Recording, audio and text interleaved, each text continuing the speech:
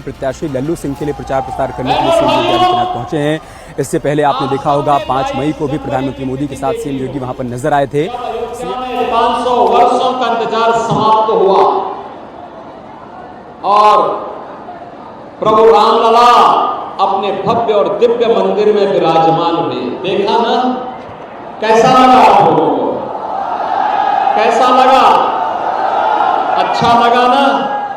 अच्छा, मुझे बताओ कितने लोग आप में से ऐसे हैं जो अयोध्या में रामलला का दर्शन करके आ गए?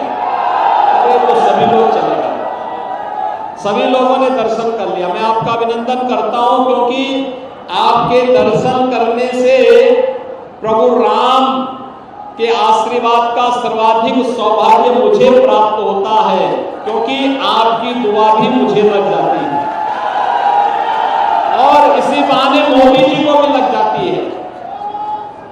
बहनों और भाइयों, वे कौन लोग थे जिन लोगों ने हमारे रामलला को उनकी ही जन्मभूमि से वंचित कर दिया था? कौन लोग थे? भारत के अंदर राम यानी शासन की सबसे अच्छी व्यवस्था जो मानी गई वह राम राज्य की मानी गई।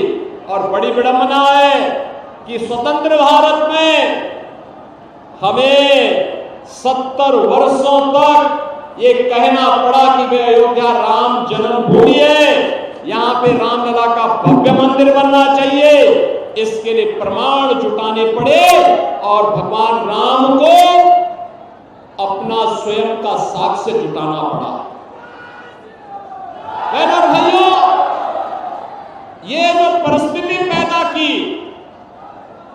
ये परिस्थिति उन्हीं लोगों ने पैदा की है जो लोग आज अयोध्या में रामलला के भव्य मंदिर बनने से प्रसन्न नहीं है।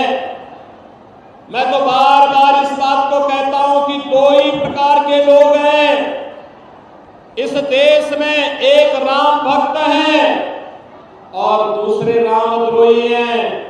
राम भक्त रामलला के भव्य मंदिर से प्रसन्न है, उत्साहित है, उमंग में है और अयोध्या में रामलला का भव्य मंदिर का निर्माण इसके लिए लोग के साथ साथ परलोक को सुधारने का एक माध्यम बना है। क्योंकि हर राम भक्त अपनी वर्तमान पीढ़ी को और भावी पीढ़ी को बोल पाएगा कि हां, प्रभु रामलला के भव्य मंदिर के निर्माण में 500 वर्षों के बाद प्रभु रामलला को विराजमान कराने में मैंने भी योगदान दिया था, क्योंकि कमल चुनाव चिन्ह पर मैंने भी वोट दिया था। और लोग तो सुधरेगा ही सुधरेगा, लेकिन जब परलोक जाएंगे तो पूर्वजों को भी बता पाएंगे कि देखो, आपके संकल्प को, आपकी आस को हमारे वोट ने पूरा किया। अयोध्या में रामलला जो विराजमान हुए हैं ना, ये मोदी जी के नेतृत्व में, योगी जी जब प्रदेश के मुख्यमंत्री थे तब, लल्लू सिंह जी जब वहां के सांसद थे तब, सतीश शर्मा जब दरियाबाद के विधायक थे तब ही नहीं, बल्कि ये तब हुआ जब हमने वोट दिया। आप मुझे बताओ, लल्लू सिंह जी सांसद चुने जाते हैं तब मोदी जी प्रधानमंत्री बनते हैं ना? जब सतीश शर्मा विधायक बनते तब मैं मुख्यमंत्री बनता हूं ना? एक राम भक्त उत्साहित है, उमंग में है, और दूसरी तरफ रामद्रोही है। वे ना खुश हैं, कहते हैं राम मंदिर बेकार बना। बहनों और भाइयों, ये वही लोग हैं जो राम भक्तों पर गोलियां चलाते थे। ये वही लोग हैं जिनके समय में राम जन्मभूमि पर आतंकी हमला हुआ था। ये वही लोग हैं जो लोग राम भक्तों पर गोलियां चलाते हैं और आतंकवादियों पर दायर मुकदमों को वापस लेते हैं। ये वही लोग हैं जो कहते थे अयोध्या में परिंदा भी पर नहीं मार सकता। और बहनों और भाइयों, जब आप अयोध्या गए होंगे दर्शन करने के लिए, आपने देखा होगा लाखों का जन सैलाब वहां दर्शन के लिए उमड़ा हुआ है।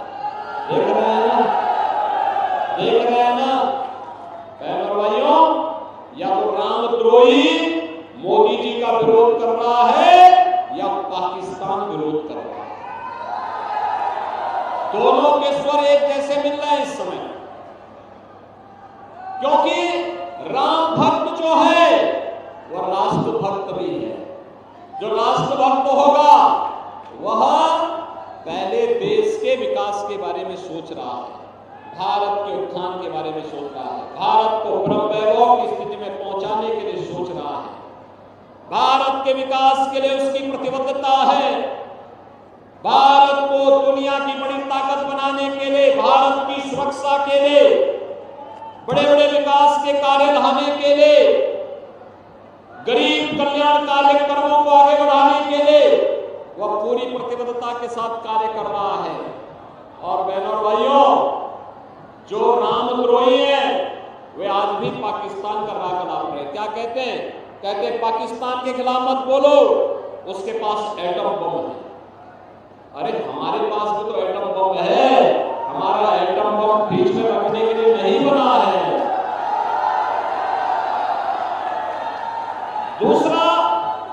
दूसरा हम ये भी बोलना चाहते हैं कि बहनों और भाइयों, एक तरफ एटम बम की धमकी से भारत के दुश्मनों के उत्साह को बढ़ाने का प्रयास कर रहे हैं, और दूसरी तरफ ये लोग राम मंदिर का विरोध करके आपको अपमानित करने का प्रयास कर रहे हैं। बहनों और भाइयों, आपका एक वोट कितना महत्वपूर्ण है यह आपने देखा होगा। 2014 के पहले का भारत और 2014 के बाद का भारत। 2014 के पहले गरीब भूख से मरता था, स्वास्थ्य सुविधा के अभाव में मरता था, किसान आत्महत्या करता था, नौजवान पलायन करता था, बेटी और व्यापारी सुरक्षित नहीं थी, दंगे होते थे, कर्फ्यू लगता था, सर्वत्र अराजकता का वातावरण था।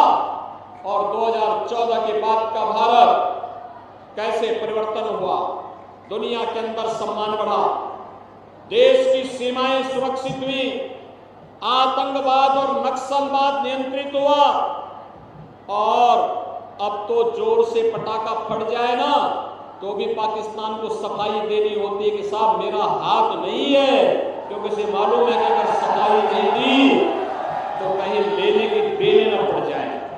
ये नया भारत है, छेड़ता नहीं है, लेकिन अगर कोई छेड़ेगा तो फिर छोड़ता भी नहीं है।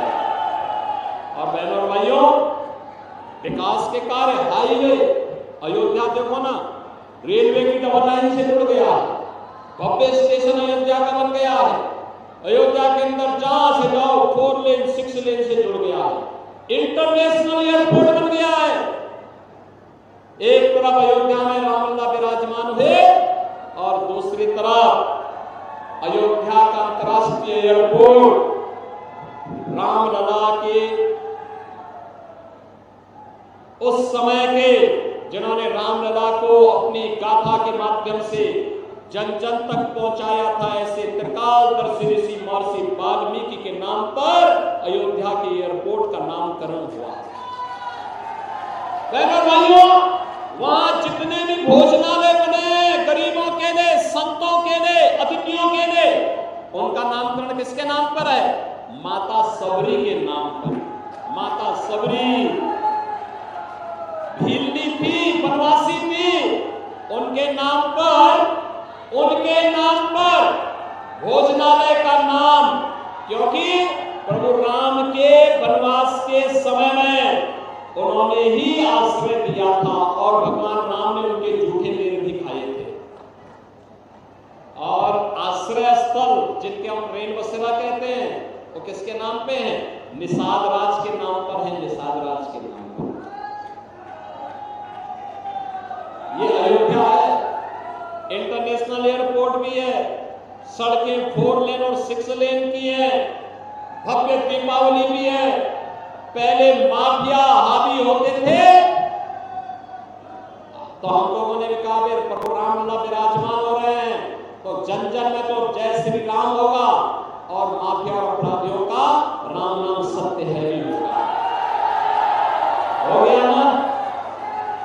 और बहनों भाइयों, राम नाम सत्य की गाथा के बाद अब हमें राम राज्य की परिकल्पना को साकार करना है।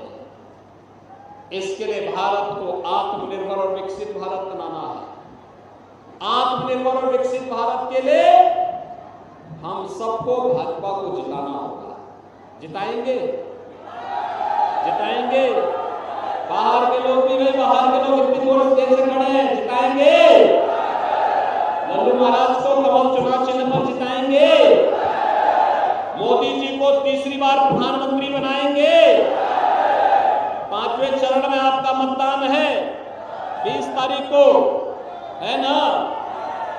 और 20 मई को मतदान है।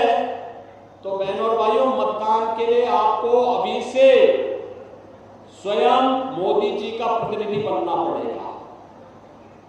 मोदी जी का प्रतिनिधि बनना पड़ेगा, योगी जी का प्रतिनिधि बनना पड़ेगा, स्वयं लल्लू सिंह बनना पड़ेगा, घर घर जाना होगा, एक एक व्यक्ति को अलग जगाना होगा और बोलना होगा वही जो देश के अंदर गूंज रहा है, जो राम को लाए हैं, जो राम को लाए हैं। क्या बोलेंगे? और उनको लाएंगे का मतलब कमल चुनाव चिन्ह का बटन। और बहनों भाइयों, ये उत्सव गांव-गांव में होना चाहिए, अवध क्षेत्र में तो हर जगह होना चाहिए। पूरी दुनिया अवध क्षेत्र का गुणगान गा रही है, पूरी दुनिया गा रही है। लल्लू जी की जीत, लल्लू सिंह जी की जीत पिछली बार से दुगने वोटों से होनी चाहिए।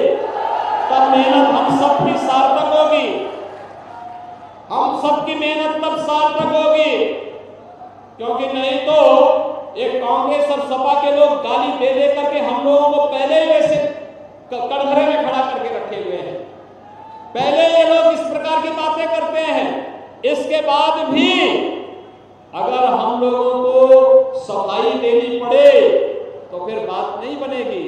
बहनों और भाइयों, मोदी जी ने 10 वर्ष में बिना चेहरा देखे गांव, गरीब, किसान, नौजवान, महिलाएं, इन सब के विकास और उत्थान के लिए, उनके कल्याण के लिए कार्य किया। लगातार बिना रुके, बिना टिके, बिना झुके कांग्रेस और सपा की सरकार के समय गरीब भूख से मरता था। आज 80 करोड़ लोग फ्री में राशन की सुविधा का लाभ प्राप्त कर रहे हैं। और पाकिस्तान में जितनी आबादी है उससे ज्यादा आबादी को गरीबी से उभारने का काम मोदी जी ने मात्र 10 वर्ष के अंदर हिंदुस्तान में किया।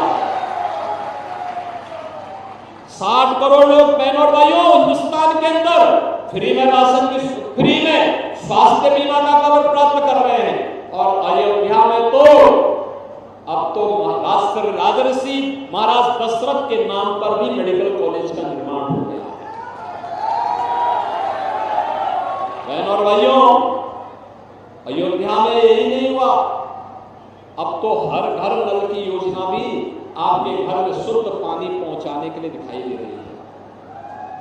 एम्स बन रहे हैं, IIT बन रहे हैं, IIM बन रहे हैं, वर्ल्ड क्लास यूनिवर्सिटी बन रही है, नए नए उद्योग लग रहे हैं।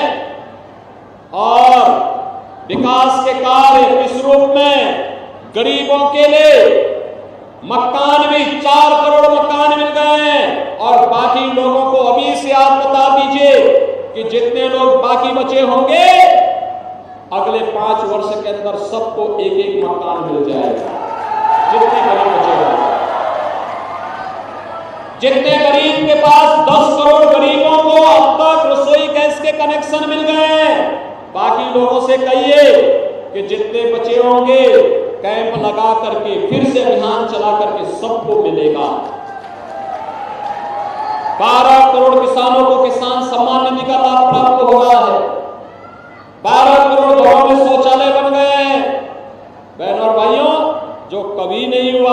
वो मोदी जी ने करके दिखाया है। और इसीलिए तो कह रहे हैं ये कांग्रेस और सपा के लोग केवल लालच देते थे, गुमराह करने का काम कर रहे हैं। कितना झूठ बोलते हैं लोग। यानी दोनों लड़के क्या कहते हैं, मिलकर के लूटेंगे और हारेंगे तो टूटेंगे। यानी हारेंगे तो एक दूसरे पर ये लोग आरोप लगा करके आपस में ही मारपीट करेंगे। अपना उनको जो करना होगा करें, लेकिन कम से कम देश को तो लूटे। इसकी पुख्ता व्यवस्था भी से हमें करनी होगी।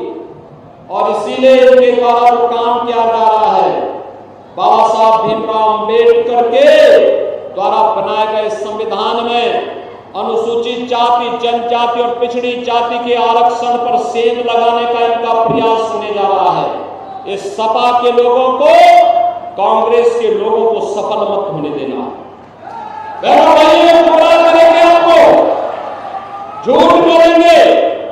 और मैं अयोध्या में इस बात के लिए भी आपसे कहूंगा, यह अयोध्या की धरती है, महाराज दलित की धरती है, जिन्होंने गौ माता को बचाने के लिए अपना शरीर भी शेर के सामने प्रस्तुत कर दिया था। और आज कांग्रेस के लोग क्या कहते हैं, ये इंडी गठबंधन के लोग क्या कहते हैं, ये कहते हैं कि अगर कांग्रेस नेतृत्व की समाजवादी पार्टी और कांग्रेस की सरकार बनी तो ये कहते हैं कि हम अल्पसंख्यकों को उनकी रुचि के अनुसार खान पान की स्वतंत्रता देंगे। बहनों और भाइयों, बहुसंख्यक और अल्पसंख्यक में कहां पे भेद है?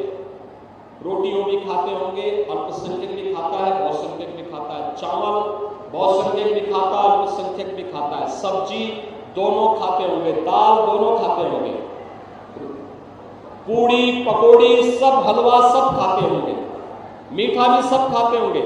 लेकिन एक जगह में मतभेद हो जाता है। बहुसंख्यक समाज कहता है कि भाई देखो, गौ हमारी माता है, जन्म जन्म का नाता है, गौ माता की हत्या भी नहीं स्वीकार करेंगे, गौ माता का मांस खाने की बात तो बहुत दूर भी। लेकिन कुछ मुसलमान शरारतन गौ माता का मांस खाते हैं, चिढ़ाने के लिए, अपमानित करने के लिए। और कांग्रेस कहती है अगर सरकार आएगी तो उनको गौमांस खाने की छूट देगी। क्या आप इसको स्वीकार करेंगे क्या? अरे जो पुण्य मिला है अयोध्या में रामलला के विराजमान होने का, उस पुण्य को खोने की आवश्यकता नहीं। वह पुण्य बना रहे और ये पाप के भागीदार सपा कांग्रेस के लोग बनना चाहते तो बने, हम उनके पाप में भागीदार कतई न बने। और इसीलिए मैं आपसे कहने के लिए आया हूं, भाजपा ये है आत्मनिर्भर और विकसित भारत के लिए। आत्मनिर्भर और विकसित भारत का मतलब आत्मनिर्भर युवा, आत्मनिर्भर किसान, आत्मनिर्भर महिलाएं, आत्मनिर्भर समाज का हर तबका, हस्तशिल्पी भी होगा, कारपेंटर भी होगा, कारीगर भी होगा, समाज का हर तबका आत्मनिर्भर होगा। और विकसित भारत का मतलब राम राज्य की परिकल्पना जो प्रभु राम के समय अयोध्या के अंदर देखने को मिलती थी, उस परिकल्पना को साकार करना है तो मोदी जी को तीसरी बार प्रधानमंत्री बनाना होगा और लल्लू सिंह जी को अयोध्या से सांसद चुन करके भेजना होगा। चुन करके भेजेंगे, अयोध्या जीतेगा, भारी बहुमत से जीतेगा, घर घर जाना होगा, जाएंगे, भारी बहुमत से विजयी बनाएंगे। तो फिर मेरे साथ बोलेंगे भारत माता